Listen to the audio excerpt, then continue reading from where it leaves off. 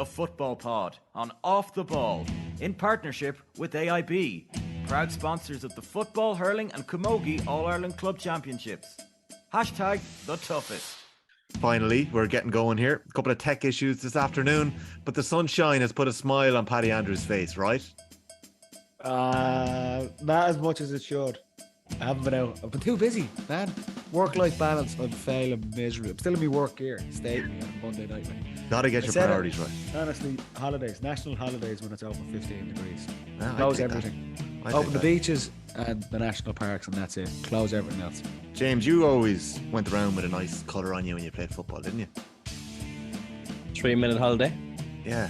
You were a man for that. There's a few boys in the absolutely never. My father, if he thinks about the sun, he gets a tan. Wow. So if I expose myself to a bit of sun, all right, I get a nice base layer, you know. Yeah. I do like sitting around doing nothing as well, so that does help in the sun. I'd say that does. You do that very well, to be fair to you. Yeah. The Ricky Martin of Killarney. He walks like him. Not that bad. Yeah. That's the hips, the loose hips. Yeah, fair. But no, it was a great weekend down here again, I'll tell you that. We trained on Saturday morning and then on to for a few pints on Saturday evening in the sun. Oh, good evening. It was lovely. We've a week of this though, lads, don't we? We do. We've a good all the way through the bank holiday. What magic, isn't it? Top class. I was at a wedding on Saturday. It was a Monaghan Galway wedding with a bit of flavour of Cavan in there. So as the best man was giving his speech, I gave him a bit of advice beforehand. I said, just, don't do a Jimmy. And as the best man was giving his speech, Carl O'Connell kicked that epic equaliser for Monaghan. Paddy, you were really enthused going up to Celtic Park this weekend. Did you enjoy your trip to Derry? Yeah. Some trek, lads. I called it last week. All these games should be in Croke Park. No, it was a good game in the end. I think a lot of the games this weekend, they were slow, very cagey, but the final 10 minutes and a lot of them was box office stuff. So they're just slow burners. I hung on in Derry, sampled the hospitality on Saturday night. Not like it. Young Mark O'Shea as well. So we'd shock driving back down the road on Sunday now. But Derry's a cool spot, I'd say, is it? Yeah, what sort of town is Derry? It's a good town though. Yeah. We're well looked after, I have to say. We only get out of Celtic Park late, like. We walked into the town. Mark took a bit of a detour, went the wrong way. We ended up walking about half an hour up some hill, which was going the wrong direction, but we got there in the end. Big crowd out for after the match as well. The place was hopping now. Yeah, it was good. Yeah, it was good crack now. And then I was in Croker yesterday. Beautiful day. Freezing cold up in the press box, as always, lads, despite it being 20 degrees outside. And the Dubs were not great. Couple of very interesting games to get stuck into, but it's more so, I think, Roscommon and Monaghan who will be focusing on this week rather than Dublin and Derry, or maybe not. Maybe that we'll be talking about Dublin, Derry. It's odd though, lads, isn't it? Like the so-called favourites for the game, they've all been very, very flat. Like Auburn the ones who won, really.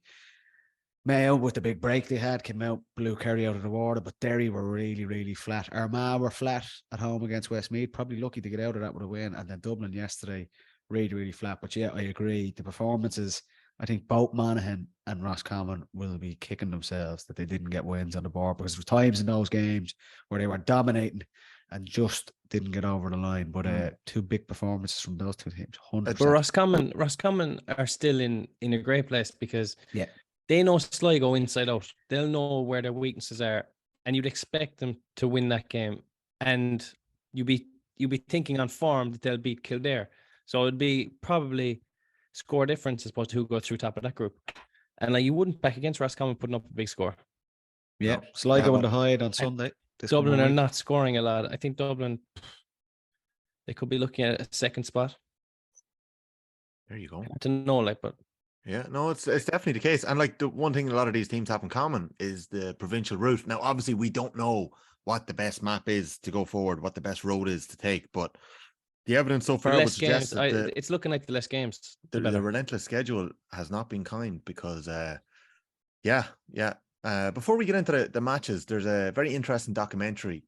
Well, it sounds very interesting, airing tonight. Kevin Moran, the man who would have, won an FA Cup with Manchester United and an All-Ireland with the Dubs. He's flying back and forth as a United player back to Dublin. Paddy, as a young fella who grew up playing a lot of soccer, Surely Kevin Moran was an inspiration for yours before you broke onto the dub. A little bit before my time. I'm not that old yet, but were you one of the dubs who You didn't have a played with clue him, who didn't Kevin you? Moran was? no, I knew who Kevin Moran was. No, Did you see Des Carroll's tweet that he had to teach a few years about him in Cassidy's one night, was it? Des is full of shit. Des, like, put Des up there with all the coaches now in the middle of the championship. He's lying. Now, I seen that photo. That was actually, do you know when that was? That was, we used to do a big event, a kind of a corporate lunch at the end of every year. And that was the 5 in a row one. So all the 70s teams were there, and we had one hell of a night after that. And that photo is in O'Donoghue and Nesbitt's, actually. That we were in Cassidy's later that night, but Yeah. a lot of the 70s teams, obviously legends. And Kevin Moore, probably one of the biggest out of them all. Play for United in Dublin. Like, Did he actually play? Did he play for them at the same time? Yeah. What? He said Won 2 All Ireland in the 70s, went over and then won the I think While won 2 playing for FA United. Cups. Yeah. Yeah. United stamped it out then. Said you can't be going home playing those games. Like, He's probably coming back battered and bruised. absolutely hanging together. But I've seen clips of the documentary. You obviously know the story, very famous here in Dublin. But that documentary would be class. It's an unbelievable, literally an unbelievable story. But there he was, Croke Park for an All Ireland final against Kerry, and then he'd shoot over and play the FA Cup final at Wembley. To be fair, it was 2 games to win the All Ireland that time. Yeah, to be fair. It's remarkable. I think Kevin Heffernan, it should be shown tonight. I think he convinced, was it Dave Sexton was the United manager at the time, that he's, it's not a big deal. It's only, it's not that physical. We'd love to just have him for, a few minutes. And I think Kevin Moran got injured in one of the semi-finals, and United tried to put an end to it after that. It's obviously different to the AFL and the boys coming back in the off season, but it's maybe not a million miles away. I don't think Fergie would have signed off on it though. Just before Fergie's time. Yeah. I don't think he played. I don't think he played under Alex Ferguson. I think he was out. It was late 70s, wasn't he? Fergie came in around 86. 86 was Fergie. I think he was gone. But like, who was before Ferguson again? Ron Hankinson. Absolute chancer. Yeah. Big Ron. No chance. Well, Moran was at United until 88. So he would have played the last 18 months of Ferguson, I'd imagine. So we'll see it in the documentary tonight. Just shows you I have to brush up my Kevin Moran knowledge. We had Kevin Moran at an off-ball roadshow about 4 or 5 years ago, and absolutely brilliant company. He was great. It was over in Mayo, actually. It was a great show that night, but had to sneak a photo with him. There's only 3 people I ever got a photo with when I was a researcher and off the ball: Kevin Moran, Rog, and Rio Ferdinand. Rio doing off the ball. So random. Rio's a good one. Like, if you're with Rio, you get a snap. Rio, come on. I think Rio was the one that was the least open to getting a little photo. So, Rio, but I didn't really make a habit of it when you were working. But Kevin Moran, you couldn't let that opportunity pass. What a man! Looking forward to seeing that tonight, Paddy. Let's get into the football, and let's put a bit of respect on Roscommon's name, because I know what James O'Donoghue wants to do is have a go at the Dubs, but I want to start with Roscommon because Paddy. They were exceptional.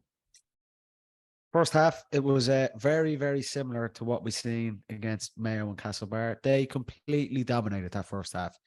Frustrated Dublin, but they were so composed on the ball. It was like, harking back to our Dublin team of just controlling the momentum of the game the whole time. Dublin didn't do a whole pile wrong. They just could not get possession to get into the game.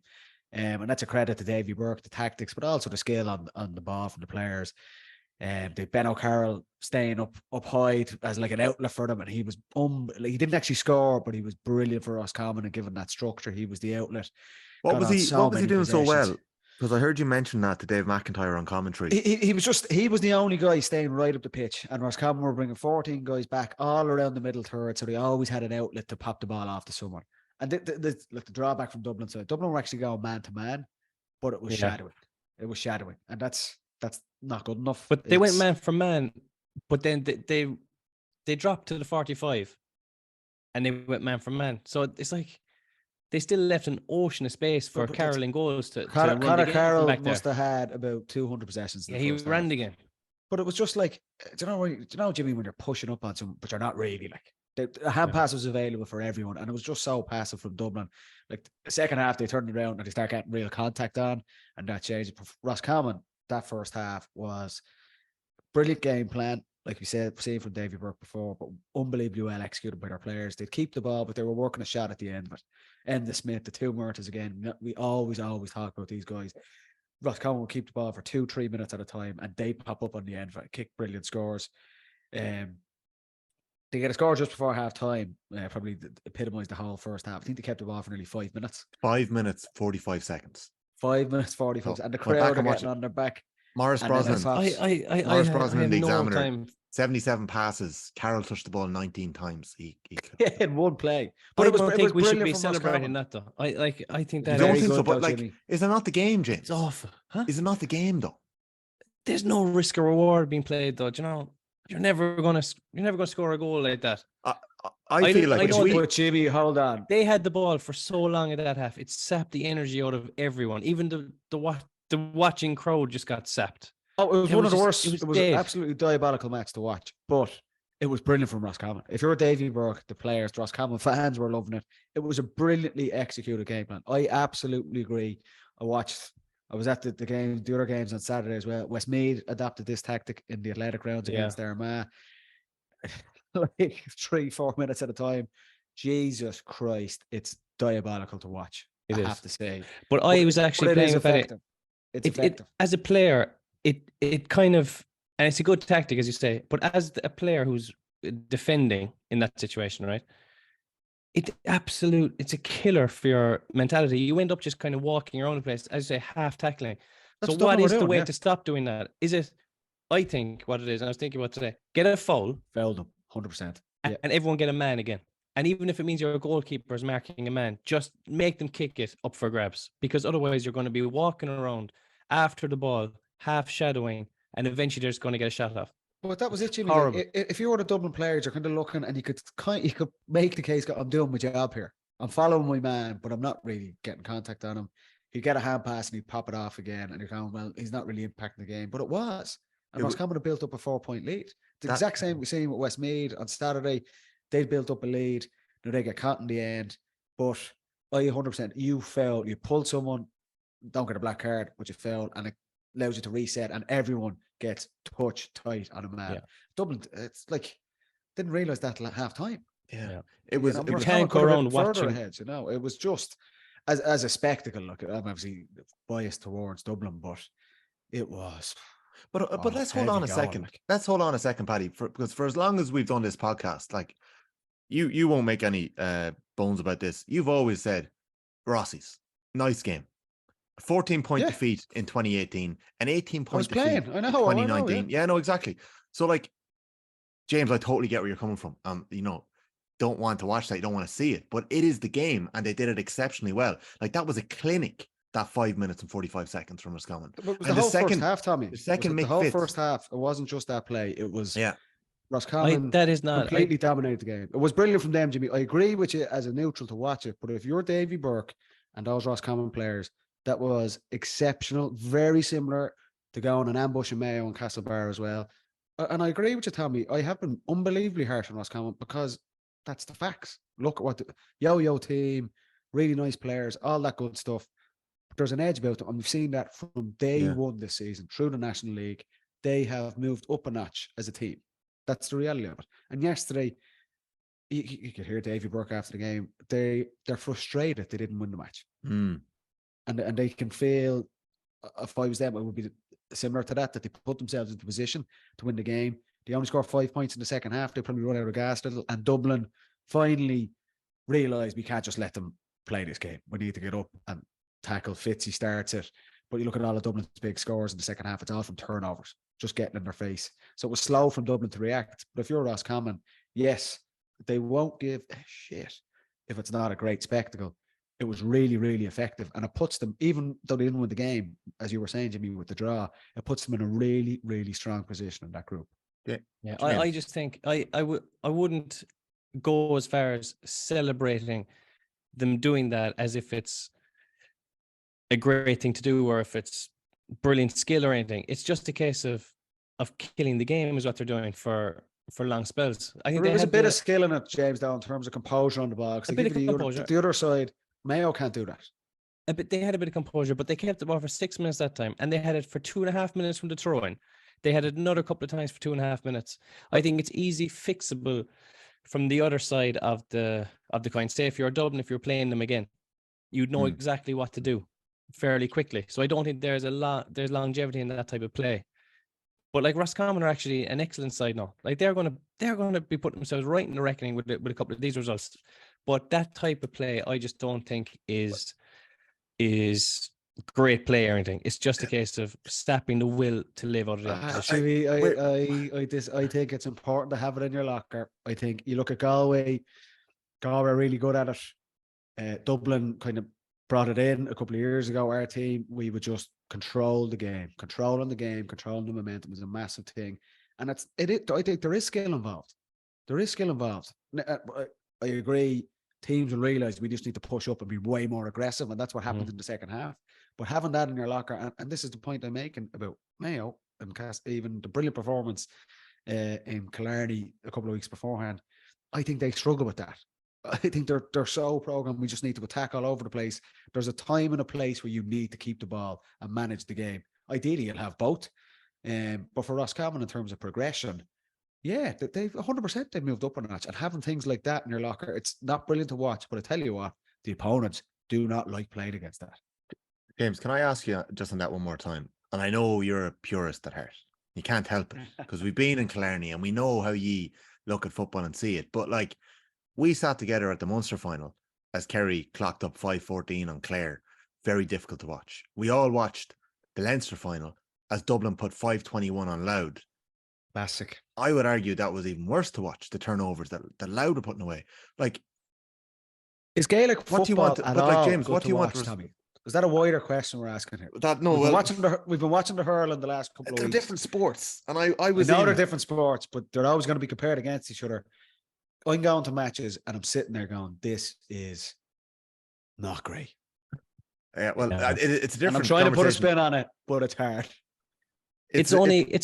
I want to ask you, James. Sorry, before I come back to that, because I want to get back to the hurling thing. What do you want Roscommon to do? I want them to. I'm not saying they shouldn't have done that. I just don't think we should be celebrating as if they've cracked the code on this beautiful play, tiki taka, Roscommon, hand passing the ball around the middle of the field, and the goalie running the show. Like that's grand, but it's not brilliant. Like there's no point in saying, "Geez, that was great." But I don't know. They kept the ball for 6 minutes. To me, that's not great. It's just effective. Do you know where I'm coming from? Like I don't think. Yeah, no, I do. You're like Kevin Keegan. Like you just want the beautiful game attack. I agree. Yeah. There's times where you have to slow the game down and manage it. Game management, absolutely all for that. But can't be your main tactic all the time, because I guarantee the next team to play Roscommon are going to push right up on them. They're going to get that foul in early, and Roscommon will be made to play. I think it's easily cracked. Well, that's fair. Like Galway did. Galway did handle Roscommon a lot better than Mayo did. And you could see that in the Hyde that day. Galway nearly replicated Roscommon. They were just better at Roscommon at attacking like that. So I think you're absolutely right, James. I just find it hard to criticise them when they've got pastons of 18 points and 14 points, playing all out attack. And like Paddy, like when you hear the way that you loved it. Speak about it, like you love playing against them. Yeah, it was great. So I always kick a few spinners, like it was great. Yeah, no, they have come on leaps and bounds, and 100% we should be talking so highly of Roscommon at the moment because of the improvement they've made this year. They had a great league. They've now had a couple of good results in the championship, and they can go on to their best All-Ireland result ever. They could, but again, you won't celebrate it. No, I won't be standing up in the stand in the press box in Cork Park clapping and cheering and doing Mexican wave when they have the ball for 6 minutes. Jimmy, if you were a football manager, who are you likely to be like? You wouldn't be Jose, like? No, definitely not a Jose. Pep. Who got sacked recently? Jesse March. Graham Potter. Graham Potter. A mix between Graham Potter and Jesse Marsh. No, you be. I know who you be. I know who James O'Donoghue be. Who? Lamps. Oh, thanks, Tommy. Sacked everywhere he goes. But he still keeps getting jobs. The worst coach ever. Like, darling of the Premier League. Yeah, no, I'm only joking. Yeah, no, I'm not. He's Lamps. I get it is dangerous territory. It's dangerous territory to celebrate that because nobody wants to see it. Yeah, but you know what we're used to though? We're used to the Ulster final, right? And we like you're Same being very consistent here because you were the exact same about the Ulster final. There were seriously long passages where they just kept the ball and it was really boring. And then there was this snooze amazing fest. 10 minutes. Best thing about that was the air horn. Yeah. And the penalties. Penalties were good. Is that not? But I mean, that spell of play is just boring to watch. Yeah. It is effective, but I don't think it gets you. It doesn't. I don't think it's going to get you the biggest prize. I think the Roscommon have it in the locker to play a couple of different ways. That was just a tactic they adopted for the Dublin game, and it worked. I don't think they're going to rely on that. But I don't think that it's something that we say is brilliant play either. That's my point. Can the Rossies win it? Win the All-Ireland? I think it's going to be a Connacht winner. And they've beaten Mayo and Galway plenty over the last couple of years. So they won't. I think that they could be saying inside the dressing room that they have a chance, definitely. I don't think they will win it, but to them they have a chance, which is the right thing. Paddy, do you not? What do you think about that? Because I would be interested to hear, apart from the style of play, but the edge. Where's the edge come from that they've gotten it? Just smarter in their play, like just the way they set up defensively, and it's not all out defence. Niall Daly sitting across in front of Conor O'Callaghan. It was just a smartness in their play, and that's what Davy Burke has brought to them. And we said it in the National League. We have praised them a lot this year. The tight games that you wouldn't expect them to win normally, but they're dogging them out. It seems that they're just really, really well drilled. Everyone knows exactly what their role is all the time. And yeah, the crowd were getting on their back in that game yesterday at different stages in the first half. It doesn't bother them. There's a focus about them, real clarity around what they're trying to do, and an edge. Look at what they did to Mayo and Castlebar. Look at what they did for a long, long spell against Dublin and Croke Park yesterday. And there's Dublin and Mayo, two of the top teams in the country, supposedly. And Roscommon, there's no fear with them at all. So Davy Burke and the management team, and credit to the players, because that was a lot of the same players that we would have played many years ago. There's a belief there that they can do something special. And I agree with James. I don't see any reason why they, in their own dressing room, won't be thinking, yeah, we can top this group. We'll be number one seeds in the quarter final. And the reality is, lads, what we've seen so far, there's no real standout team. There's no one way ahead of the pack and they're going, oh, they're nailed on to win it. Like Kerry, really sloppy. Galway, probably, but Galway, you're thinking, oh, they're nailed on to win this thing. I don't think there's any standout team. It's wide open. We said that. And if you're Roscommon, why not? I don't think they'll win it. I think it's very, very difficult for a team to come from pretty much nowhere to win the All-Ireland in one go. I've said that many, many times before. I still have a couple of teams ahead of them. But they're ticking a lot of boxes along the way. And yesterday, like, if their mentality leaving Croke Park yesterday, which it looked like, was they were a bit pissed off they didn't beat Dublin, that's coming a long way from Roscommon from, like you say, what is it, 3-4 years ago, to beat by 20 points. You know what I mean? That's Dublin definitely coming back to the pack a little bit, but Roscommon, without a doubt, credit where it's due to all of them involved, they're moving up a level. Yeah. And some of their top players have gone into a new dimension, especially Kieran Murtagh, I think, is playing unbelievable football. Such a clever player. Always takes his chance in front of goal. He'd be an 80% or at least in front of goal. I think he's a super player for them. And their leaders, you always say it, their leaders carry them when they're playing well. Like, if their leaders play well, Roscommon will play well. And that's what happened yesterday. But yeah, I think they're going to be a force to be reckoned with, no matter what system they go at. But when we say it's wide open, it's because sometimes you don't know what teams are going to bring to the table. Like, a lot of teams now are tactically very kind of adaptable, or they can go at it a number of different ways. I think the managers are very clever like that. No one's going in with one game plan. I think if anybody's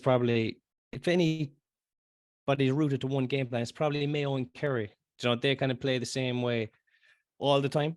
But the other teams definitely have a couple of strings to their bow. So it's so hard to call where it's going to go. Can I ask you on that, teams with a fluid game plan, James, what do Dublin need to bring to their game plan? Intensity. I remember that was the one thing that I used to always find when we were playing Dublin was, if you had 2 seconds on the ball, usually you'd have 1 second against Dublin. Like, everything would just be at a frantic pace. But it would bring out the best football in you then as well, you know, because you'd have to operate sharper and faster. But that's why the last day there was no pace in the game at all. And I think that's where Dublin need to get back to, just the frenetic, frantic stuff. But when a team is passing the ball around, it's very hard to do that. So that's what they can work on. But up front, they seem to have gone a little bit quiet. And I think it's because they're playing slowly. Even if you look at the way they attacked the last day, there was nobody really taking on their man at pace. Costello was the only one who injected any pace into the game. Everyone else was kind of willing to catch it and pass it onto the side, maybe get it back, go the other side. But when they're playing fast and with intensity, they're all sprinting and taking on their men and getting shots off. But they were running into each other yesterday, hand passing the ball to each other 2 yards, which is very un-Dublin-esque. But it's something we've seen a lot of this season, isn't it? We've been set up from day one. Every time I'm talking about Dublin, it's when it's really slow and it's passive, they are ordinary. That is the reality of it. That's why someone like McCaffrey is so crucial, because he just goes at pace. And if he goes at pace, it just drags everyone along with you. It's like, everything is speeded up. And when they're direct and when they're fast, they're lethal. But we're just not seeing it. I going into that game yesterday thinking, I think Dublin will win this, but I'm not sure what Dublin's going to turn up. Yeah. I'm seeing it against Kildare, and it was like really, really poor. I'm seeing it against Louth, not great at times, but then 10 minutes of just an absolute blitz. And it's like they need to get more consistency in their game. And that's the challenge, I suppose. You're looking, no team is really catching fire. Is this all a master plan from all these coaches that are going to hit the ground running when it really kicks off in 2 or 3 weeks? I thought yesterday it was Dublin's biggest challenge of the season. I was thinking, right, beautiful day in Croke Park. Here we go. And credit to this is Roscommon for the way they played the game. Roscommon know this. Davy Burton knows this. If we let this go 100 miles an hour, that plays in Dublin's hands. But just when they didn't have the ball, it was just passive. And why wasn't there a trigger to up the intensity until half time came? I don't know. I think Mick Fitzsimons, during that play, ends up being the highest Dublin player up the pitch, because he's just fed up and is literally running around like nearly Robbie Savage back in the day, just getting tackles. But that's what was required. It was a message without a doubt to the rest of the lads going, get up here, get the finger out. We're being embarrassed here. They're toying with us, and Roscommon were.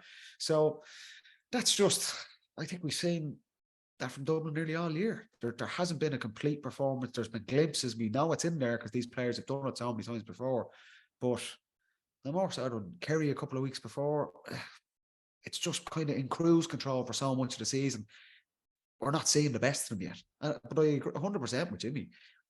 For Dublin at their best, it is fast. It's 100 miles an hour, and it's hitting your key players as often as you possibly can. We just didn't really see that yesterday.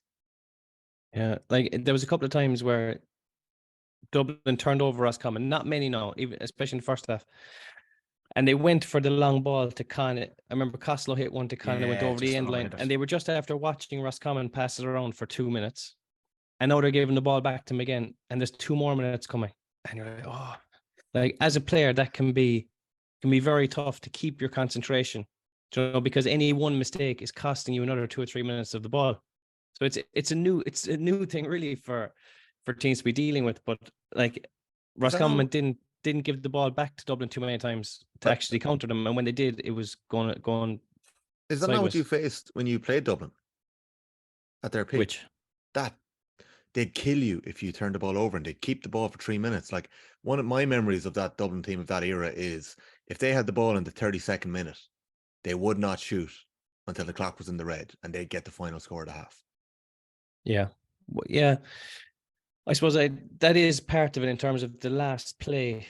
You'd always, if I was ever watching Dublin even, I'd be thinking, if they're a point up, they'll see this out because they'll keep the ball, they'll work a shot, they'll do the right thing. That was clever play more than anything. And then as we used to train for that, when they did do something like that, we get the foul or whatever.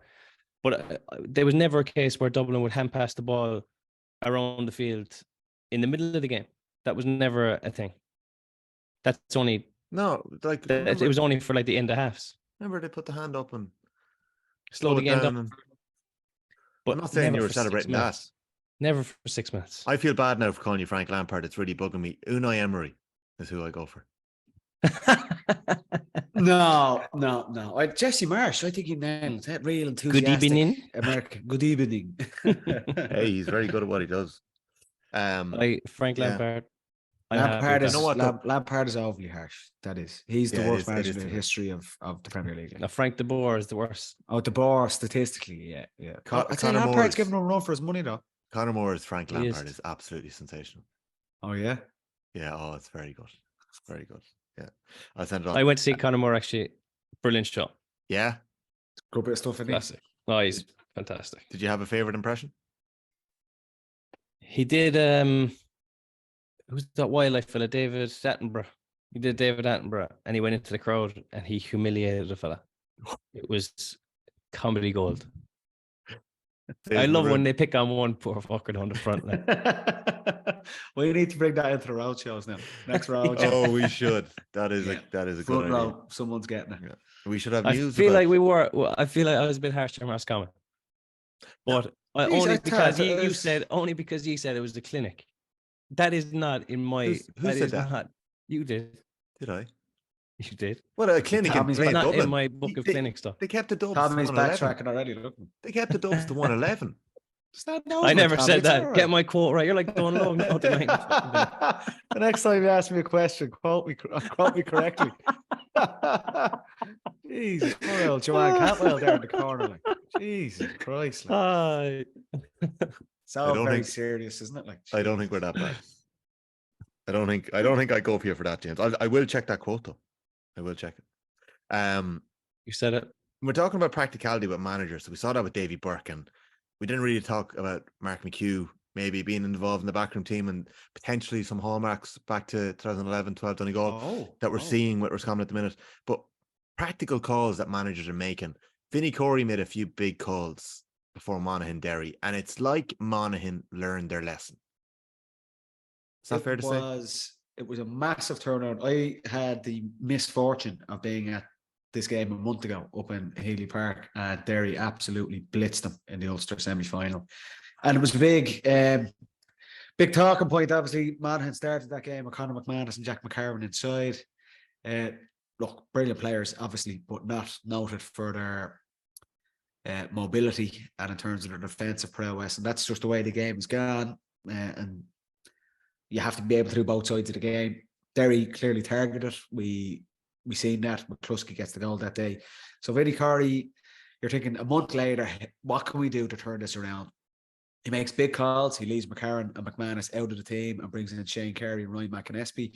If you're going purely on football, obviously you'd go with Kerry or with McCarron and McManus, but he wants legs instead. They engage Derry way higher up the pitch. Remember that game in the Ulster semi-final, they bring guys back inside their 45 and Derry are just clipping points over and over the bar, really clinical, and the game is over by half time. So there was brave calls made by Vinnie Corey from the outset. His matchups as well. He puts Carl O'Connell into midfield on Brendan Rodgers and goes, you run him into the ground, hammer to hammer. And Carl O'Connell had an exceptional, I know he gets the point at the end, but all through the game, he was exceptional. What a man. Gallagher on Chrissy McCaig, and Chrissy McCaig is kind of the same tactic as if he's marking Conor McMahon is going to run up and down the pitch, but Gallagher was well able for that. So it was just all the little lessons that Vinnie Corey and Monaghan could take from that defeat in Omagh the previous month. They brought it on Saturday night in Celtic Park. I didn't expect them to get it out of the game, but very similar to what we said about Roscommon. I know they get the equalising point at the end, but they put themselves into 3 points up with 10 minutes to go. They put themselves in a position to win that game.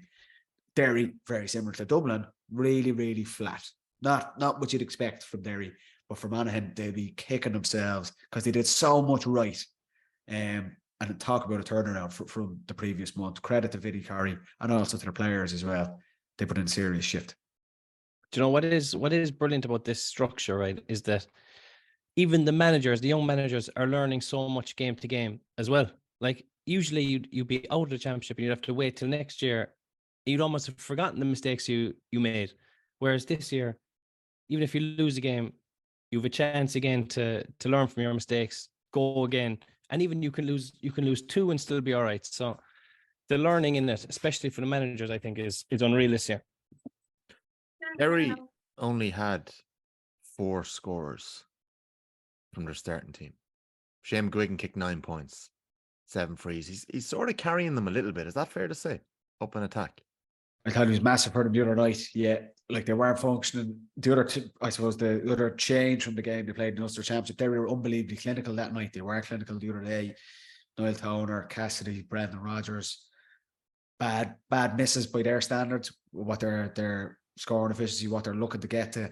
But McGuigan was the man again, and very similar to what he did in the Ulster final when the shit hit the fan coming down the stretch. He was the man. He was the man looking for every ball. He's a massive leader for them. And we said this, we said it numerous times this season. He has moved himself up another level. If you're talking about right now, informed players in the country, there's not many ahead of him.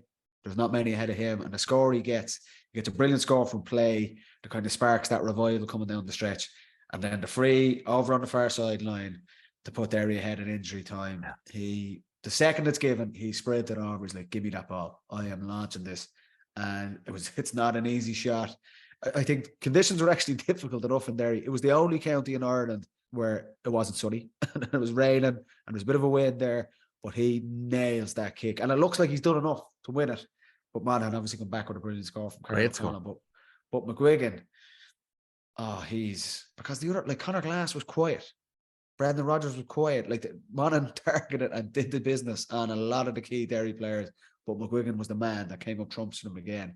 And his quality, but his leadership, like that's the game's in the melting pot. He is like, I'm going to make this happen. Yeah. That's serious stones to do that. James, he's that is where Derry, that's where Derry get all their momentum, isn't it? From McCluskey, Glass, Rodgers, from back to field. And if they get any sort of momentum, they're actually brilliant finishers as well, especially Rodgers and Glass. They'll swing over a point, no problem. So if you can kind of stop those fellas, it probably does quieten the rest of them. But no, I agree. I think McGuigan definitely top forward in the country at the moment on form. And has the mindset to go along with it, which is even more impressive in my opinion. I think he's super operator. There's an air of sort of invincibility about him at the minute when he's out there. Like he was fetching kickouts late in extra time. He's winning ball. It's not like he's just kicking points. Like it's utter leadership. James, what's it like when you're in that sort of zone? You've been there before. When you're playing to your max, like, is that? Yeah, like in a summer and weather's getting good and you know you're in the groove. Yeah, it's exciting for him, definitely, because I always say corner forwards and goalkeepers, they're different types of personalities, like, you know. So for him to have hit this vein of form, he's gonna feel like nobody can mark him. And he's probably used to marking Chrissy McCaig in training, which if he can get the better of him, realistically, no one can mark him. He's unbelievable off both left and right. When we had him here on the pod and we were talking about kicking, he said his warm-up was about 80 shots to the posts. So the amount of time he's put into his kicking, like the confidence he must have built up from that. Like confidence, you can't just have confidence, you have to earn it. So he's earned it through training and through reps. His hands are brilliant. The style of play suits him because they get him on the ball. And between the years, he's just so in tune to win this All-Ireland. I'd say he's just completely immersed by it. And when you are in that sweet spot, he's just going to feel invincible. He's going to feel like no one can stop him. And at the moment, it probably is the case. Yeah. But I think that's an important thing to note. They're all looking to him. You know, when Derry, it's more pronounced, obviously, coming down the stretch but under pressure. But every time Derry have the ball and they're attacking, it's like, where is he? Can we get him on the ball? It strikes me, our old colleague here, Andy Moran, when he won player here in 2017, it was like the amount of possessions he was getting. Mayo were just kicking the ball. Every time they had it, it was like, where is he? Mm-hmm. And it has a dual effect. It gives massive confidence to the player in question because he's like, my teammates trust me to do the business. And some players mightn't thrive under that, but generally, if your teammates trust you to that extent, you've earned that over time. I agree with Jimmy, and it nearly gives you an extra air of confidence in it as well. So Derry play to his strengths because they know they've got a real ace there. But no more so than what we've seen with Kerry, what we've seen with Dublin. If Derry are one of the top teams, which look, they're back-to-back Ulster champions, they are. That performance from them, just again, really, really flat. It's a common thing across a lot of the big teams. Armagh the same. I'll get credit to Westmeath for probably their best performance, but Armagh were really, really flat in their follow-up from the Ulster final. So it's it's hard to put a finger on it, but a lot of teams, we're not seeing box office performance from a lot of the so-called top teams. Yeah, it is funny though. It's hard to know. I don't know whether there's a fear there that you don't want to write anyone off too early because there is still chances left. There's not that we're not having a weekend like Paddy. I kind of moved on when you brought up the hurling earlier on. Like Cork. the jeopardy at the weekend, like it was insane what was going on. Now I'm not buying these comparisons because they're completely different sports. But the nature of hurling and football are always compared, obviously. They always are. Always will be. I get they're completely different sports, but a good football game is phenomenal to watch. A good hurling game is phenomenal to watch. But butcher either of them and they're cat. Agree. Yeah. Like the football we've seen year to date, since we started talking about it in January. When did we start the pod? January this year. January, yeah. I would say Tyrone, Monaghan in the Ulster Championship. And Kerry Mayo, yeah, it was interesting, but Kerry were terrible. What else? We haven't really what do you say? There hasn't been a huge amount of great games. But you shouldn't have to prep it. If you're on the hurling podcast, you're going, well, every single Munster hurling championship, or even the Leinster hurling championship. They're very different structures, though. Like the hurling's over. But I'm just saying, after this weekend, better quality games. That's the reality. And look, I'm a football man, obviously, and the hurlers, we know they get up on their they get on their high horse. But I'm going to a lot of these games, and I'm leaving them, and I'm like, yeah. But I think that wasn't top class. That's kind of what we've left ourselves with. There's so much. You can say shadow boxing. There's so much games that don't really matter. Like Mayo got knocked out by Roscommon in April, and they were like gutted on the Sunday night. And I'm sure Monday morning when they woke up and they had 2 weeks off, and they were going back in next day after that, and now they're going into Kerry. They're happy enough to lose a match. It doesn't really make a difference. 2 week holiday, sun holiday in the middle of the championship. The poor Cork hurlers drew a match and lost 2 games by a point, and now they're gone for the year. So, if that was in the football championship, you'd probably be in a semi-final. Yeah, it is strange, but I suppose we're still getting a handle of this new structure regime. This structure. Yeah, but realistically, it's not gonna kick off fully until the preliminary round is over. Well, it's actually knockout. Tyrone Armagh this Saturday night up in Armagh. I'm expecting a big game there. Come on, surely that would be a great game, but it's not officially knockout game either, though. Tyrone, you're right. Pressure after losing. They won't really. Like Armagh were blessed not to lose the other day. They get a Hail Mary going in and Turbot with a brilliant finish, poacher's finish. But actually, like Tyrone are under a bit of pressure there. Tyrone are on, but yeah, you're right. Like it was a Hail Mary from Rian O'Neill, but like Andrew Moran gets a nice paw on that to flick it down. He does such a strong hand as well. But that is the best way to score a goal. It's the best way to score a goal. It though, Jimmy. No, they haven't. But I'm saying it's the most dangerous. You know what I mean? It is a fluke. But there's so many of those. There's so many of them. Mayo and Dublin as well, when they were going well, that was their main way of getting goals. Yeah. Mannion in 13, Rock in or Brogan in 12. Yeah, no, 11. Mayo. In 13, 12 against Mayo. Yeah. Yeah. Mannion in 13. Who else? Diarmuid O'Connor from Mayo definitely got a few scored tip-ins. 2. Diarmuid O'Connor from Mayo Diarmuid O'Connor, yeah. So why would Armagh do anything different? Just bomb it into the square. Yeah, Merlin's a great bit of stuff in fairness. So he He's gets very good at everything. He was very good in the second half though the other day. I think he kicks 3 points, but more. Yeah, we know he can do all that kind of unglamorous stuff as well. But he's a couple of beautiful scores in that second half as well. When Armagh were under pressure as well, Westmeath were doing the hell Ross contact to Jimmy that you hate, keeping the ball for. They kept it for 4 minutes at one stage. Yeah, but we did see clinic. That was a clinic. Frank de Boer gives the scene. Xavi and Iniesta at midfield. It's what we're dealing with, though. It is the game at the minute. Like you're either going out to get a tanking or you're going to get good enough, and you have to be good enough to do what Roscommon did at the weekend. You got to be good enough at it and to be able to finish it. Like if Roscommon kept the ball for 5 minutes and 45 seconds and they got turned over, or if Kieran Murtagh didn't dummy and pirouette and put that ball over the bar, I wouldn't be saying it was a clinic, but that was a clinic. And you can quote me on that. Yeah. Well, look, he's standing over it now again. He's got the confidence back up. Davy Byrne, what's he done? It looked like Injury wise, yeah, that's muscle injury. it looked bad now. Kieran Kilkenny as well, shoulder For James looked two like a McCarthy. bad knock. James McCarthy, like that's the thing with this. Like Dublin are playing on next Saturday week. Yeah. against Kildare. Like any team that picks up injuries, you are under pressure. Like that's the reality of it. Like imagine something happens to Cliff on Saturday against Cork. Yeah. Well, let's have a look at next weekend. We're going to talk a bit about Tyrone, Armagh, Kerry, Cork. 32 teams are in action this weekend. New York, who aren't joining until the preliminary stage, are the only team not in action. So we're going to take a quick break here on the Football Pod with Paddy Andrews and James O'Donoghue, brought to you every week by AIB, proud sponsors of the Senior Football Championship. Check out hashtag the toughest for more. We'll be back right after this, talking a bit more football.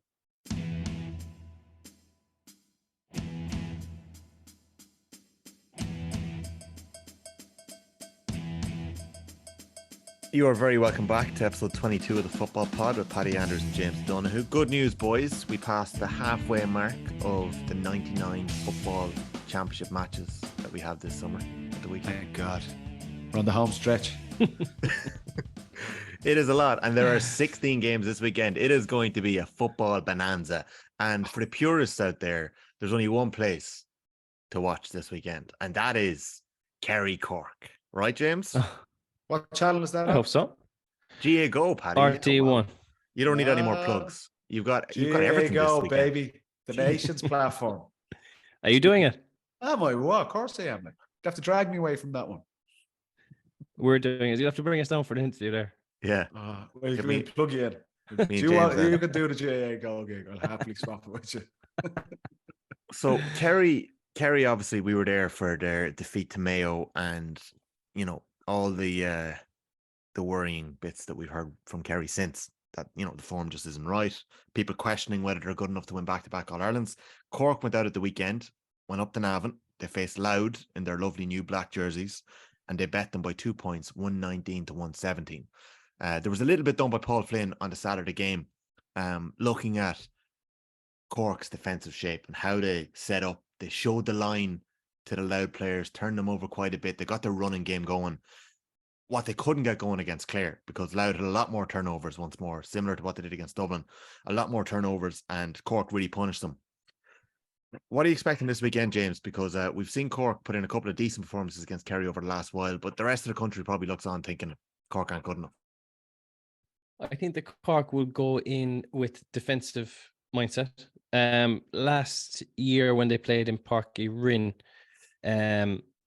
Cork put on an excellent defensive display, but they were just missing that offensive spark. They just couldn't, when they kept the game close for 50 minutes, maybe they needed that 20 minutes of let's go for it here, but they didn't quite have that in the locker.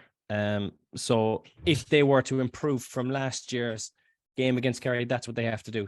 I know they'll keep it tight. They're used to marking these fellas. They've done well on Clifford in the past. They've done well on Shawnee Shea and Paddy. So they know how to mark them, but they need to be able to put together a run of scores at the end of the game to be able to topple Kerry. That's where their real challenge is. But I think that Cork are going to play the way they always do. They're going to run the ball. Kerry will have to keep it tight in the middle. They're going to get shooters off. Hurley was back on form the weekend. He kicked 8. He always gives Jason Foley a good run out. Jason will have to be on his game to mark Hurley. So I think it'll be closer than maybe what we would have said a month ago. And I think that the fact that Mayo toppled Kerry will give Cork a lot of confidence. And Cork had to win that game against Louth.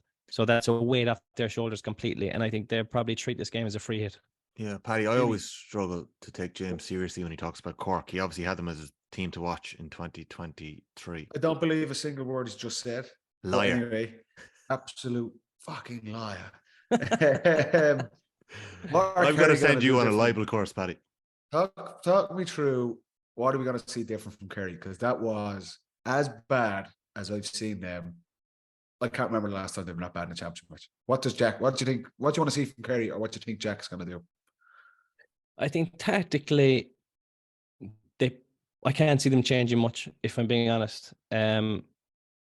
And their strength in depth probably isn't what it was last year. So whether he can make that many changes, I'm not sure.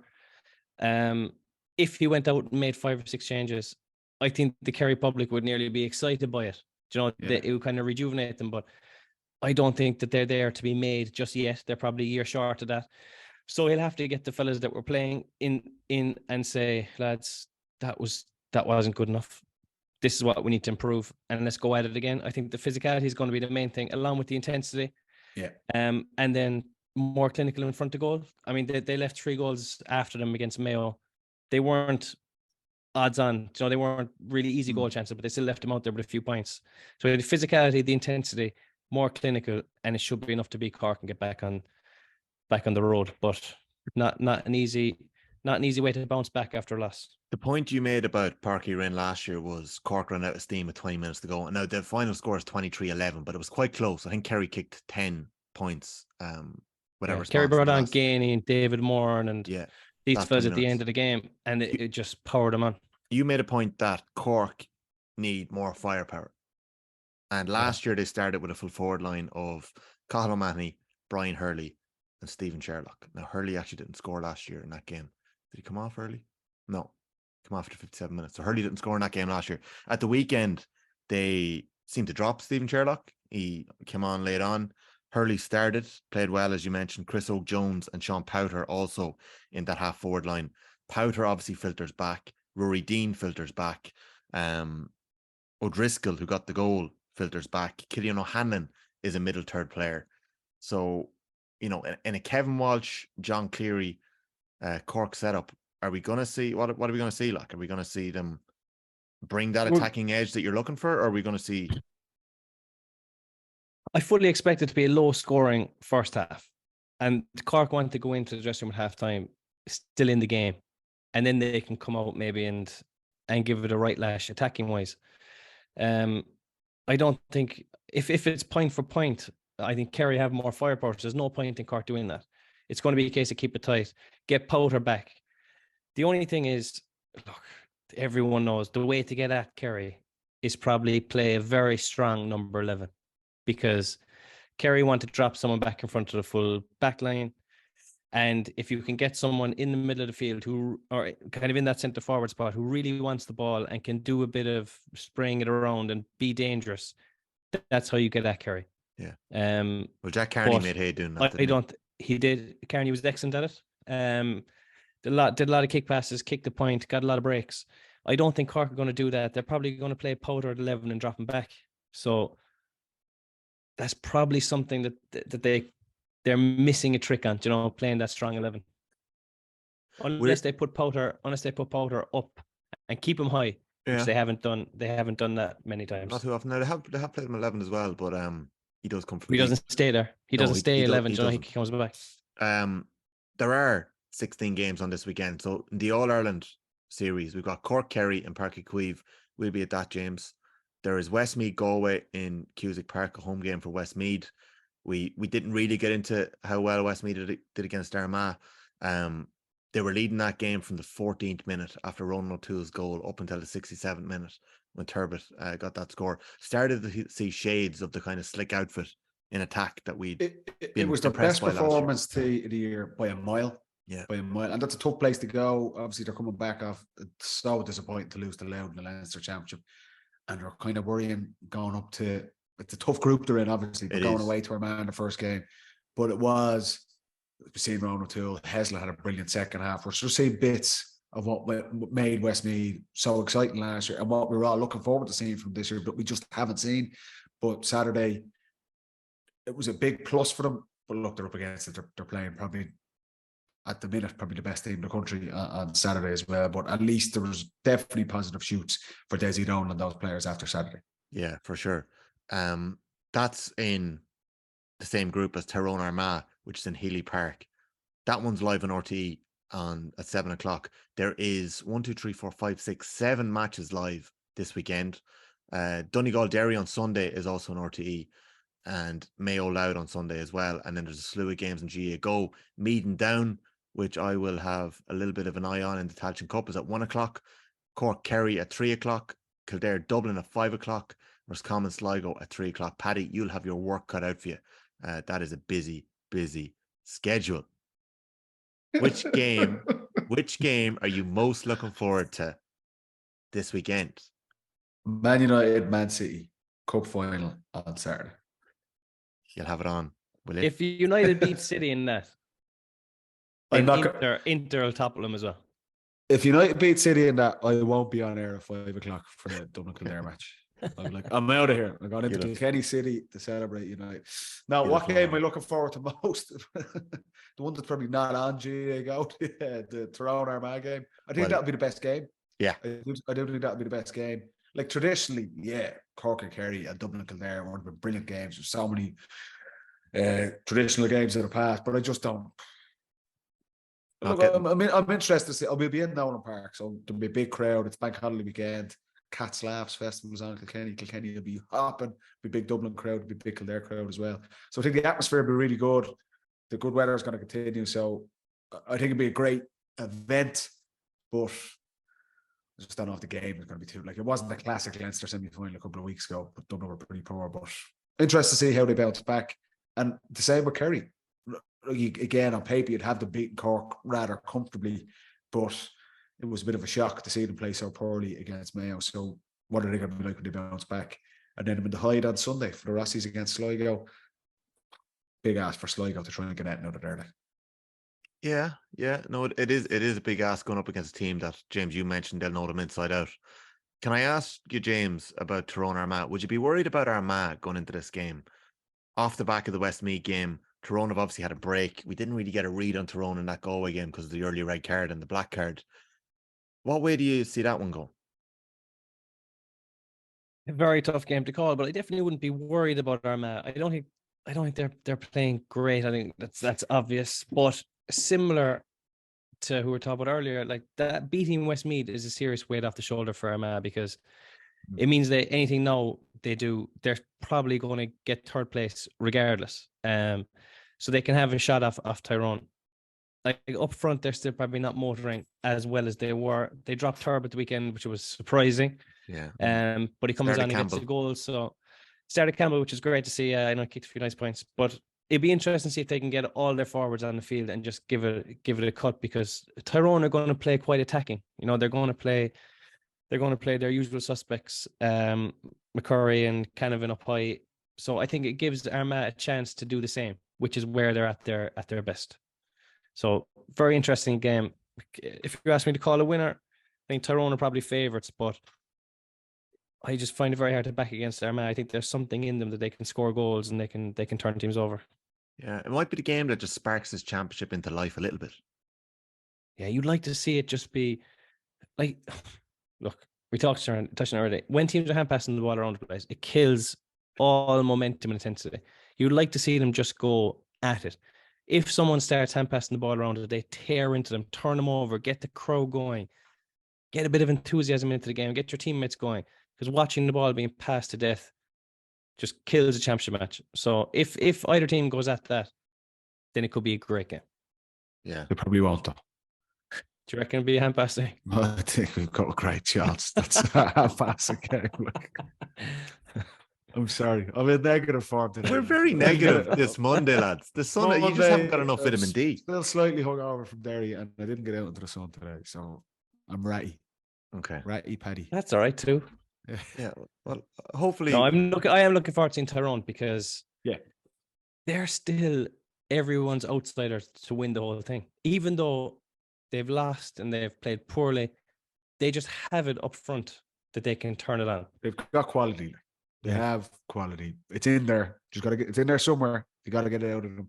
Do you know what we have seen with Tyrone? We're starting to see some of their players rediscover a bit of form. Like Conor Myler, very good the last. Con Kilpatrick. Yeah. You know, we're starting to see some of these fellas show what we've seen in 2021.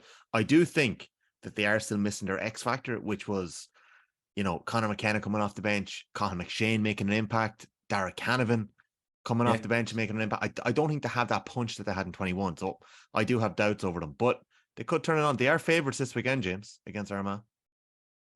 Yeah, I would have them as favourites, but I think that tactically, Dooher could always have something up his sleeve as well as the championship goes on. Do you know, even in that final with the kickouts that they hit Mayo with, and I just think that there's something about them that they have the confidence in the big games to get over the line. Do you know, they're not going to be overly nervous, or they're not going they're not going to fall for no reason. They're going to actually give every game a good go. So the form that their forwards are showing is so promising.